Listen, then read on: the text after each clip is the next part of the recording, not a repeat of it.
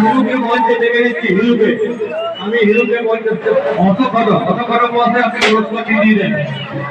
জামালপাড়া কীর্তন সম্প্রদায়ের একটা বর্ষা শিব, একটা বুড়ো শিব, দুটো শিব প্রদর্শনী দেখে মুগ্ধ হয়ে উনি এই পুরস্কারটি প্রদান করেছেন। এখন সবাই মিলে বলুন হরে হরে মহাদেব।